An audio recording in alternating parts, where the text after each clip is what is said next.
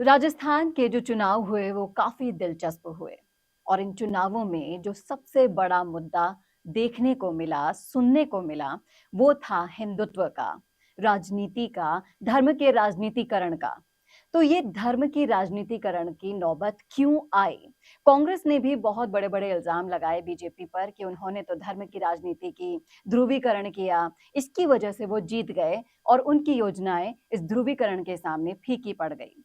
लेकिन असल में क्या वजह थी? कौन-सा ये धर्म है जिसके राजनीतिकरण की बात कही जा रही है? सब मुद्दों पर चर्चा करेंगे। इन मुद्दों पर चर्चा करने के लिए मेरे साथ आज स्टूडियो में मौजूद हैं भारतीय चरित्र निर्माण संस्थान के संस्थापक रामकृष्ण गोस्वामी जी। सर, आपका बहुत-बहुत स्वागत है जय स्टूडियो श्री में। कृष्ण। जय श्री कृष्ण।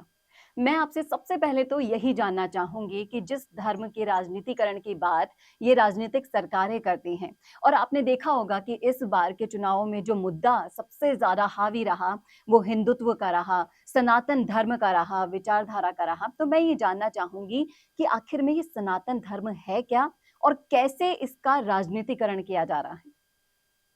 चेतना जी, आपने बहुत अच्छा प्रश्न किया।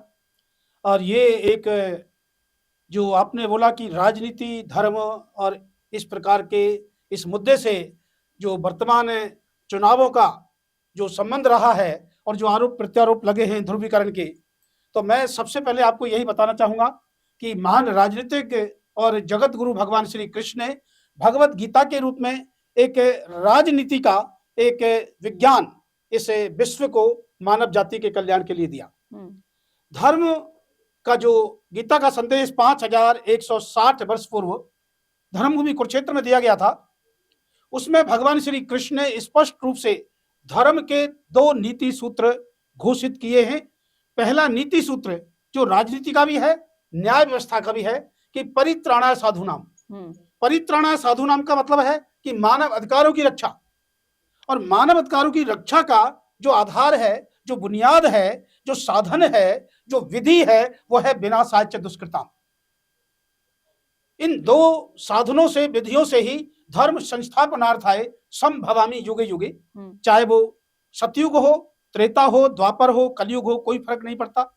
चाहे वो हिंदुस्तान हो, पाकिस्तान हो, बांग्लादेश हो, रशिया हो, अमेरिका हो, इंग्लैंड हो, या तुर्की हो, या इजराइल हो, या आपका फिलिस्तीन हो, कोई फर्क नहीं पड़ता।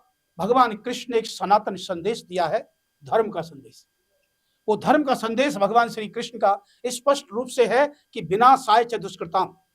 ये राज का धर्म है, ये शासन का धर्म है, ये न्याय का धर्म है, ये प्रशासन का धर्म है कि अपराधियों को दंडित करना, दुष्टों का विनाश करना, आतंकवादियों को नष्ट करना। इसके बिना जो संयुक्त राष्ट्र संघ ने 10 दिसंबर 1948 को 75 साल पहले मानव अधिकारों की सार्वभौम घोषणा की थी, उनकी स्वीकृति और रक्षा की व्यवस्था संभव ही नहीं है। जी, और कहीं न कहीं ये जो अत्याचार बढ़े, आप ये देखिए ऋषि मुनियों की हत्या दिन दहाड़े और किस तरह से पक्षपात की जो राजनीति की गई हमारी पूर्व सरकार की अगर हम बात करते हैं तो, उसी की वजह से ये जो विचारधारा है वो इतनी ज़्यादा लाइमलाइट में आ गई। देखिए, हिंदू, मुस्लिम, सिख, ईसाई सब एक हैं। धर्म किसी में बँटवारा नहीं करता है, लेकिन सरकारें ज़रूर अपने राजनीतिक उस फ़ायदे को देखते हुए ज़रूर ये बँटवारा कर देती हैं। कहीं न कहीं आपने देखा होगा कि इकबाल और जो कन्हैया लाल का जो मुद्दा था, वो क्यों गरमाया? इसके पीछे की वजह ही यही थी कि जो पक्षपात इनको धर्मों को देखते हुए इनमें जो पक्षपात किया गया, देखिए हत्या दोनों तरफ हुई और जो अ, इंसान की जो हानि हुई, वो तो अलग, लेकिन इनको जो फ़ायदा पहुँचाया गया, उसके पक्षपात की वजह से कहीं न कहीं ये मुद्दा काफ़ी गरमाया है। तो आपकी क्या राय है इसमें? मेरी स्पष्ट राय है, अगर हम धर्म के आधार पर हत्या करेंगे, आतंकवाद फैलाएंगे, हिंसा करेंगे, अन्याय करेंगे, शोषण करेंगे या तुष्टीकरण करेंगे, तब वो राजनीति का धर्म नहीं हो सकता। वो राजनीति का धर्म है, पाप है। और इस दृष्टि से जब हम देखते हैं कि महाराणा प्रताप राजस्थान के अंदर किस धर्म, किस राजनीति, किस न्याय व्यवस्था, किस मानव अधिकारों की रक्षा, किस स्वाभिमान, किस आजादी के लिए उन्होंने संघर्ष किया था, उसका एक ही कारण है, जब देश खतरे में हो, जब मानवता खतरे में हो, जब अन्याय हो, हिंसा हो, आतंकवाद हो, और एक जो धर्म नहीं है उसको धर्म मान लिया जाए, जो अधर्म है उसका आचरण किया जाए और उसी में हम अपना और अपने समुदाय का कल्याण देखें। ये जो अज्ञानता की जो दृष्टि है, जो अज्ञानता की मानसिकता है, इससे धर्म का निर्धारण नहीं हो सकता। आज यही हो रहा है कि हम जो पंथ हैं, जो संप्रदाय हैं, जो उपासना पद्धतियां हैं, जो विश्वास हैं, जो एक वर्ग या क्षेत्र विशेष तक सीमित हैं, या जिसको हम धर्म हिंदू मुस्लिम सिख ईसाई जैसा आपने बात कहा है, एक्चुअली धर्म की जो आत्मा है, जो चेतना है, जो दृष्टिकोण है, वह है व्यापक कल्याण की नीति। और व्यापक कल्याण की नीति में राष्ट्रीय और अंतर्राष्ट्रीय सुरक्षा है, शांति है, सद्भावना है, विकास है, आजादी है और न्याय व्यवस्था है। यही संयुक्त राष्ट्र संघ का डिक्लेरेशन है। अगर 1948 में देखा जाए, यूएन की स्थापना दिवस 1945 के अंदर उसकी आवश्यकता क्यों पड़ी? 1947 में जिस आधार पर देश का विभाजन हुआ था, पाकिस्तान का निर्माण हुआ था, मुस्लिम तुष्टीकरण के आधार पर, एक विशेष धर्म समुदाय की जनसंख्या के आधार पर, उसी आधार पर कश्मीर का संकट पैदा हुआ। 370 का आधार बनाकर एक विशेष एक पहचान उसको देने की कोशिश की गई, राज्य विशेष को। और मैं बहुत अच्छी तरह राजस्थान की राजनीति में इसी प्रकार का एक तुष्टीकरण का एक रक्त बीज पैदा किया गया 1987 के अंदर, जब कुंवर नटवर सिंह ने और हरदेव जोशी ने, जो उस समय मुख्यमंत्री थे, राजस्थान के अलवर भरतपुर जिले के अंदर मेवात विकास बोर्ड का निर्माण किया। मैं आपको ये बताना चाहता हूं इस चैनल के माध्यम से कि उस योजना के अंतर्गत अलवर भरतपुर जिलों को दो भागों में सांप्रदायिक आधार पर विभाजित किया गया है कि दिस इज मुस्लिम क्षेत्र और दिस इज हिंदू क्षेत्र। ये 47 में जिस प्रकार से भारत का विभाजन था, पाकिस्तान का निर्माण था, उसी आधार पर इन दो जिलों का एक तरह से सांप्रदायिक विभाजन है। और इसमें सबसे दुर्भाग्यपूर्ण स्थिति यह है कि हजारों सालों से भगवान कृष्ण की लीला भूमि ब्रज 84 कोस के जो हिस्से हैं कामवन और लठावन के अंदर, जो 70% भगवान की लीला भूमि है, उसमें मुस्लिम मेवात विकास बोर्ड के तुष्टीकरण के कारण मेवात विकास बोर्ड का निर्माण किया गया।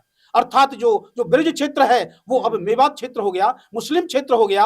वहां मुस्लिम धर्म और जनसंख्या के आधार पर क्षेत्र को मान्यता दी गई। इससे बड़ा संकट, इससे बड़ा अधर्म, इससे बड़ा पाप इस राजनीति में क्या हो सकता है? और ये एक प्रकार से आतंक का, अलगाव का, हिंसा का और अन्याय का और शोषण का और तुष्टीकरण का एक बहुत बड़ा अपराध है जो राजनीति में किया गया।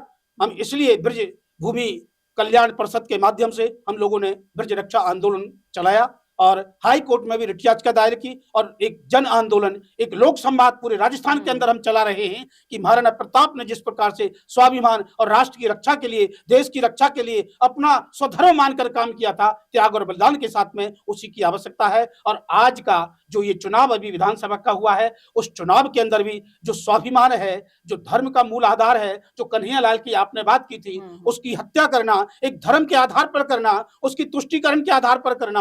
और यहाँ भी रामगंज मंडी में जिस प्रकार से आतंक, अलगाव, अशांति, अराजकता का जो माहौल पैदा किया गया राजनीतिज्ञों के द्वारा, एक बहुत बड़ा संकट है। इस संकट से मुक्ति के लिए एक ही आधार है। जैसे आपका चैनल का जो नाम है राजस्थान संवाद, तो संवाद ही सबसे बड़ा समस्या का समाधान है। जब तक लोक चेतना विकास नहीं होगा, वो उसके लिए संवाद चाहिए। और संवाद का मतलब है धर्म को जानना। और भगवत गीता इस धर्म के विज्ञान का एक सनातन घोषणा पत्र है और हर युग, हर देश, हर प्रदेश, हर मानव के कल्याण की विधि व्यवस्था स्थापना है। और मैं धर्म की आत्मा न्याय को मानता हूं। जहां न्याय नहीं है वहां धर्म नहीं हो सकता। बिल्कुल आपने सही कहा, ये बिल्कुल सही कहा। आपके ही अभी जो मैंने सुना वाक्य आपसे कि आपको आंदोलन करना पड़ा ब्रिज को बचाने के लिए, कहीं ना कहीं आपने अभी पिछले दिनों एक वीडियो भी वायरल हुआ था जिसमें ये कहा गया था कि हम हिंदू होते हुए अपनी ही जमीन पर मंदिर बनाने के लिए लड़ रहे हैं। आप ये देखिए, इससे बड़ी बात और क्या होगी। आप राम मंदिर का मुद्दा तो अभी वैसे भी गरमाया हुआ है ही, लेकिन इसके अलावा भी आप ढेरों मंदिर बनते हैं, कृष्ण मंदिर बनते हैं, महादेव के मंदिर बनते हैं, लेकिन कहीं ना कहीं आपको नहीं लगता कि एक ही तरह के चीज को जब सरकार सपोर्ट करती है तो दूसरे धर्मों में हीनता की भावना आती है, तब जाकर ऐसी चीजें होती हैं? जितना जी मैं फिर आपको बता रहा हूं, संकट यह है कि हम धर्म को समझ नहीं पा रहे जी। ना स्कूल के अंदर, ना कॉलेज के अंदर, ना यूनिवर्सिटियों के अंदर, ना गुरुद्वारे के अंदर, ना चर्च के अंदर, ना आपके मदरसों के अंदर, ना आश्रमों के अंदर। धर्म एक्चुअली न्याय के शासन की विधि व्यवस्था स्थापना है जी। जहां न्याय नहीं है वहां धर्म नहीं हो सकता। न्याय का मतलब है कि जो अपराधी है, जो अधर्मी है, जो पापी है, जो असमानता फैला रहा है, जो विधि के विरुद्ध आचरण कर रहा है, उसके विरुद्ध कठोर दंड की विधि व्यवस्था, ये धर्म है। जी। तो और आपको जब लगता है जी। कि कहीं न कहीं शिक्षा की कमी के कारण ये सब हो रहा है। तो इसका ये जो उपाय है वो यही है कि धर्म को सही भाषा में, सही तरीके से पढ़ाया जाए, तब जाकर ये चीज़ें बदलेंगी। बिल्कुल, मीडिया का एक अपना बहुत बड़ा रोल है, अपनी एक बहुत बड़ी भूमिका है। जन-जन तक, गाँव-गाँव तक, घर-घर तक मीडिया आज लोगों के दिलों में प्रवेश कर चुका है और उसके माध्यम से हम धर्म की अगर सही परिभाषा, उसका सही विश्लेषण, उसका सही स्वरूप अगर हम लोगों को समझा सकें, तो जी। निश्चित रूप से जो आतंकवाद है, जो हिंसा है, जो अराजकता है, जो तुष्टीकरण है, जो राजनीतिक एक तरह से अधर्म और अन्याय का जो एक तरह से स्वार्थ और संकीर्ण मानसिकता के कारण जो स्वहित के मोह में फंसकर हम देश और समाज और मानवता के विरुद्ध में आचरण कर रहे हैं, उसको निश्चित रूप से रोका जा सकता है और भगवत गीता से बड़ा राजनीति का कोई वैज्ञानिक दर्शन नहीं है, कोई घोषणा पत्र नहीं है। ये विश्व की सुरक्षा, राष्ट्र की सुरक्षा, प्रदेश की सुरक्षा, शांति और मानवता रक्षा का एक सबसे बड़ा एक न्याय शास्त्र है, विधि शास्त्र है और मैं कहता हूं भारतीय संविधान की आत्मा है भगवत गीता, क्योंकि भारतीय स्वतंत्रता आंदोलन के महान नेताओं ने इस भगवत गीता को ही आधार बनाकर राष्ट्रीय स्वतंत्रता आंदोलन में अपनी भूमिका निभाई थी। त्याग, समर्पण, बलिदान का एक लंबा इतिहास उनके साथ जुड़ा हुआ है। तो भगवत गीता यही कहती है कि त्याग और सेवा और समर्पण, लेकिन किसके लिए? न्याय युद्ध के लिए। न्याय ही धर्म है। जी, बिल्कुल। तो देखा आपने किस तरह से गोस्वामी जी ने बताया कि न्याय ही धर्म है और इसके लिए शिक्षा की जो अज्ञानता जो फैल रही है, सब तरफ शिक्षा का अभाव फैल रहा है, उसके लिए सरकारों को कदम उठाना होगा। तरह-तरह के जो शिक्षण संस्थान हैं, आप कहीं भी चल जाइए, चर्च में, मदरसे में और स्कूलों में, कॉलेजेस में, हर जगह धर्म की सही परिभाषा जब हमारी भविष्य पीढ़ी तक जाएगी, भगवद गीता का जो असली ज्ञान है, वो इन लोगों तक पहुँचेगा, तब जाकर ये जो असमानता का जो भाव सबके मन में ठहर गया है, वो कहीं न कहीं दूर होगा और धर्म की परिभाषा एक बार अगर समझ में आ गई, तो ये अराजकता का जो माहौल है, वो शायद कम हो जाएगा, ऐसा हमारा मानना है। आपकी क्या राय है, आपका क्या सोचना है? कमेंट करके ज़रूर बताइएगा कमेंट बॉक्स में कि आप क्या सोचते हैं कि आपकी परिभाषा में धर्म क्या है? किस तरह से हम इससे हमारे भविष्य की रक्षा कर सकते हैं? किस तरह से देश में ये जो अराजकता फैली है, उसकी रक्षा कर सकते हैं? आपकी क्या राय है? ज़रूर लिखिएगा कमेंट बॉक्स में। कैसा लगा वीडियो, ये भी ज़रूर शेयर कीजिएगा और ऐसे ही और वीडियोज़ के लिए देखते रहिएगा राजस्थान संवाद। नमस्कार। जय Shri Krishna. Namaste. Are you looking for a professional Indian spokesperson for your business promotion? Look no further. I am Varun, an actor, spokesperson with 20 plus years of experience. Whether you are launching a new product, promoting a service, or simply aiming to connect with your audience, I am here to do that for you in the most impactful manner that connects with your target audience.